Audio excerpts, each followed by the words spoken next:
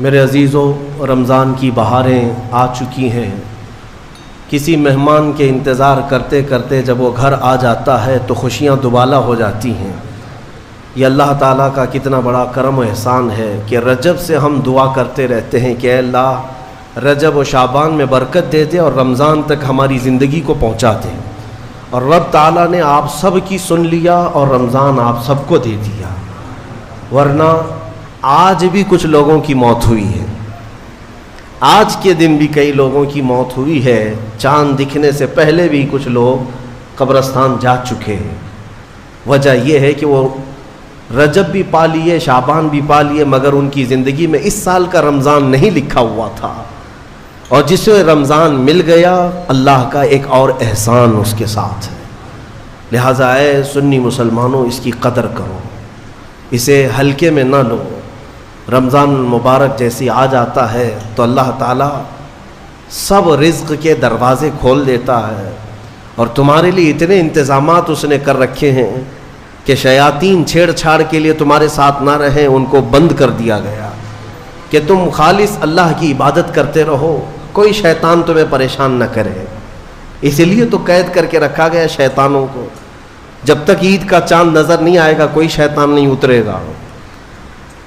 میرے عزیزو، اللہ تعالیٰ نے تمہارے لیے انتظامات اتنے کیے، یہاں تک کہ حدیث رسول ہے، میرے آقا فرماتے ہیں قیامت کے دن رمضان اور قرآن جس کی حمایت میں کھڑے ہو گئے اس سے جنت میں جانا واجب ہو جائے گا، جس کی یہ شفاعت کر دیں رمضان اور قرآن۔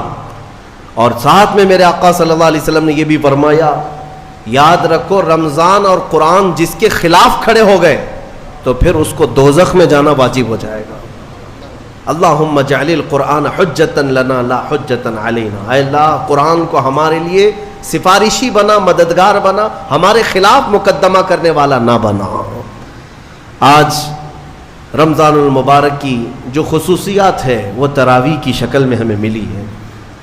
بہت سارے لوگوں کو ایسا لگتا ہے کہ 20 رکعت ہے، لمبی ہے، کون پڑھے گا، پھر پڑھ لیں گے، پھر دیکھ لیں گے۔ جس کے اندر یہ سستی اور کاہلی آئی، یہ علامت میں بتا رہا ہوں آپ کو، علامت حدیث رسول ہے، نماز صرف منافق پر بھاری ہوتی ہے، مومن پر نہیں۔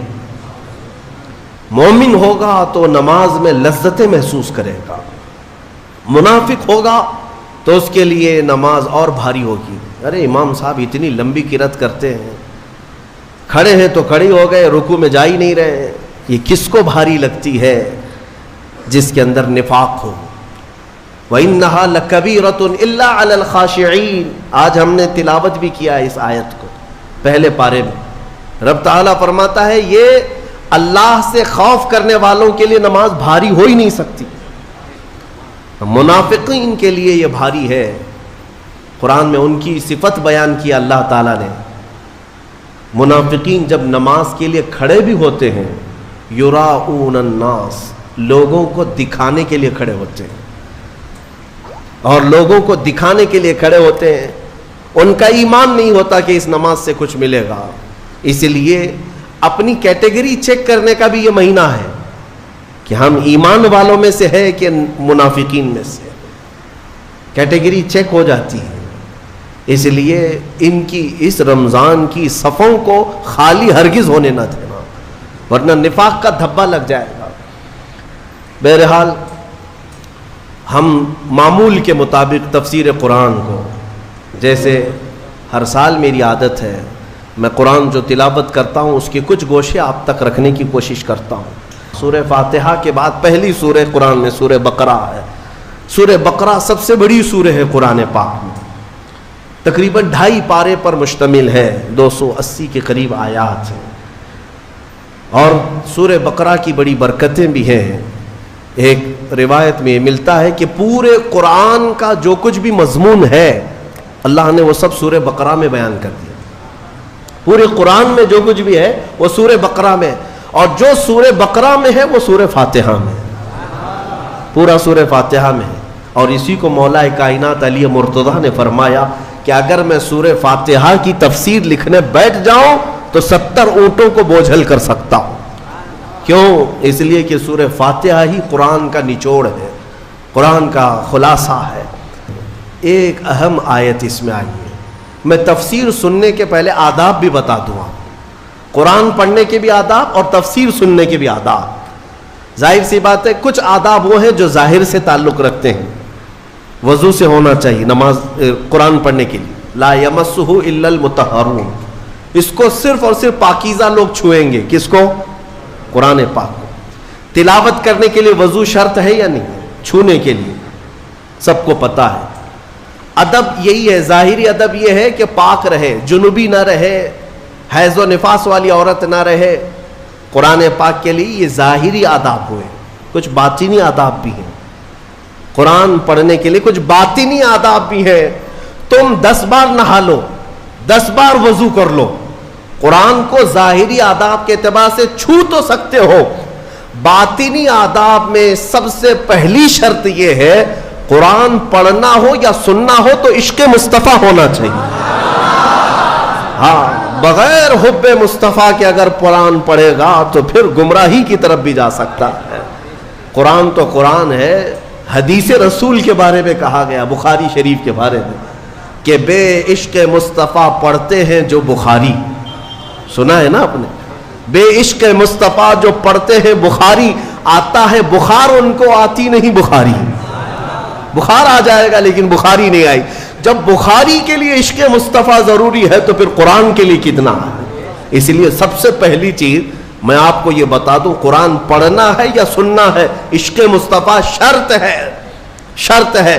محمد کی محبت دین حق کی شرط اول ہے. اسی میں ہو اگر خامی تو سب کچھ نامکمل ہے. قرآن کی ایک آیت سنا ہوگا نا آپ نے, لقد جاءکم من اللہ نور, قد جاءکم من اللہ نور و کتاب مبین. مشہور آیت ہے. اللہ فرماتا ہے بے شک اللہ کی طرف سے ایک روشن کتاب. قد جاءکم من اللہ نور و کتاب مبین.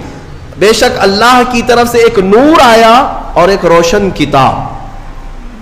ایک نور آیا اور ایک روشن کتاب. توجہ چاہتا ہوں, کیا چیزیں آئی اللہ کی طرف سے؟ ایک نور آیا اور ایک روشن کتاب. نور کون ہے سنیوں کو سمجھانے کی ضرورت نہیں. دوسرے لوگ تعویل کرتے ہیں نور سے مراد وہ ہے, نور سے مراد یہ ہے.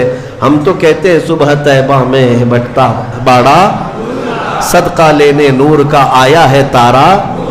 ارے ہمارا مزاج تو یہ ہے, بریلی کے امام نے ہمیں یہ سمجھایا ہے, وہی تو جوبن ٹپک رہا ہے, وہی تو جوبن ٹپک رہا ہے, وہی تو اب تک چھلک رہا ہے. نہانے میں جو گرا تھا پانی کٹورے تاروں نے بھر لیے تھے. یعنی یہ ستاروں کی جو چمک ہے نا, تم کیا سمجھتے ہو؟ سائنٹیفک اعتبار سے کہتے ہیں کہ سورج کی روشنی کھینچ کر رات کو تارے چمکتے ہیں. ہم نے سوال کیا پھر سورج کس کی روشنی کھینچتا ہے؟ سورج کس کی روشنی کھینچتا ہے؟ وہ روشنی سمجھنے کے لیے بریلی کے امام کی زبان میں پڑھنا پڑے گا. سورج ہو کہ چاند ہو. اعلیٰ حضرت فرماتے ہیں کہ اتار کر ان کے رخ کا صدقہ, اتار کر ان کے رخ کا صدقہ, وہ بٹ رہا تھا نور کا باڑا. اچھل اچھل کر جبی, یہ چاند و سورج اچھل اچھل کر جبی کی خیرات مانگتے تھے. معراج کی شب میں چاند سورج اچھل اچھل کر جبی کی خیرات مانگتے تھے کہ اللہ یہ تیرے حبیب کا جو اترن ہے نہانے میں جو گرا ہے اور پیشانی مبارکہ سے جو پانی ٹپکا ہے, چاند کہتا ہے وہ میری جھولی میں دے دیا جائے اور سورج کہتا ہے میری جھولی میں دے دیا جائے. جو بات میں عرض کر رہا ہوں وہ یہ ہے کہ قرآن میں اللہ نے کیا فرمایا, بے شک اللہ کی طرف سے تمہارے پاس کیا آیا, ایک نور آیا اور دوسرے روشن کتاب. جس کو ہم نے آج پڑھا وہ روشن کتاب. تراویح میں جو پڑھا وہ کون سی کتاب ہے؟ روشن کتاب. روشن ہی ہے حقیقت میں, جو پڑھتا ہے وہ بھی روشن ہوتا. روشن کتاب آئی اور ایک نور آیا. دونوں کا کیا کمبینیشن ہے, دونوں کا کیا تعلق ہے؟ اللہ کی طرف سے ایک نور آیا اور ایک روشن کتاب. یہاں اگر ایسا ہوتا کہ بے شک اللہ کی طرف سے کتاب آئی اور ایک نور آیا, نہیں, اللہ کی طرف سے ایک نور آیا پھر روشن کتاب. پتہ یہ چلا لائٹ سب بند کر دیں اور کتاب کھولیں, کیا پڑھ پاؤ گے؟ پڑھ پاؤ گے؟ ساری لائٹ میں بند کرتا ہوں اور تمہارے سامنے کتاب رکھتا ہوں، پڑھو، کچھ نہیں پڑھ پاؤ گے، ادھر سے ادھر انگلیاں پھیر سکتے ہو، پڑھنے کے لیے روشنی ہونا یہ ضروری ہے، بغیر روشنی کے کتاب نہیں پڑھی جا سکتی۔ اسی لیے آیت میں اللہ نے فرمایا بے شک اللہ کی طرف سے پہلے کیا آیا؟ نور آیا، پھر کیا آئی؟ روشن کتاب۔ اب اس روشن کتاب کے لیے یہ کرنٹ والی لائٹ نہیں، نور مصطفیٰ کی روشنی ضروری ہے۔ جب نور مصطفیٰ میں پڑھو گے تو اس کتاب سے ہدایت بھی پاؤ گے۔ الحمدللہ اہل سنت و جماعت کے حصے میں وہ ہدایت آئی کہ ہم عشق مصطفیٰ کی زبان میں قرآن پڑھتے ہیں، الحمدللہ۔